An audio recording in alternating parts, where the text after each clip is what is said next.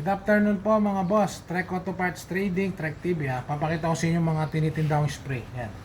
Meron tayong chain cleaner para sa kadena ng motor o sa bike, pwede to eh. Tapos meron tayong carb cleaner, ayan.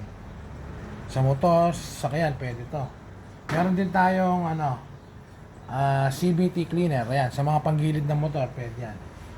Tapos, meron tayong electrical contact cleaner para sa mga mga module, yung mga napladad na sasakyan, lalo sa mga computer box, ECU, mga module niyan, pwede to panlinis. Yung mga nalubog sa tubig alat, meron ganun, at saka tubig tabang. Tapos, meron naman tayong mga gear oil ng motor. Ito. Meron tayong Yamalube, Zik, tsaka itong Shell, tsaka RS8. Tapos ito, brake fluid sa motor. Yan, brake fluid sa motor. Meron tayong Shellac gasket maker. Ayan, sa mga sasakyan yan. Tapos ito naman, degreaser. Maliit lang to, mga bumibili nito sa mga naglilinis lang ng panggilid ng motor. Ayan, pwede to. Meron tayong rugby. Meron tayong degreaser na malaki. Ayan.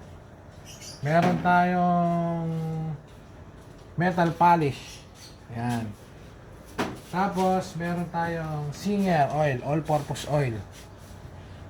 Tapos, ito yung pinaka-bestseller din natin, high gloss. Tawag nila dito Armor, pero ito high gloss. Ito, pampakintab ng mga dashboard, sa mga gulong. Basta kulay itim, pwede niyang pakintabin.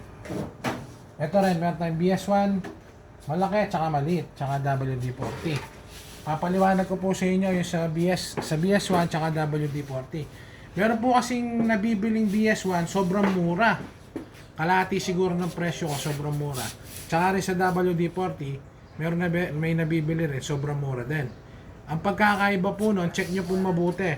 Yung sa atin po, original po. Ang laman nito, original. Meron pong nabibili sa iba, yung nakalagay sa BS1 or sa WD-40, yung pampatay ng lamok, alam nyo po ba yan? Yung tawag yata nun, wang-wang o chamsi. Basta yung pampatay ng lamok. Makikita nyo naman po. Pag in-spray nyo po, hindi po siya kumikintab. Ganun po ang nasa fake na BS1 tsaka WD-40. Hindi po maandar. Sa WD-40, malalaman nyo yun, parang amoy bubblegum. Dito po sa Trek Auto Parts Trading, wala pong wala pong tinitindang fake. Lahat po original. Dumadaan po sa sa mga quality control tsaka sa mga lahat-lahat na po, legal po lahat. Hindi po tayo nagtitinda ng fake dito ha. Yun lang po, maraming salamat po.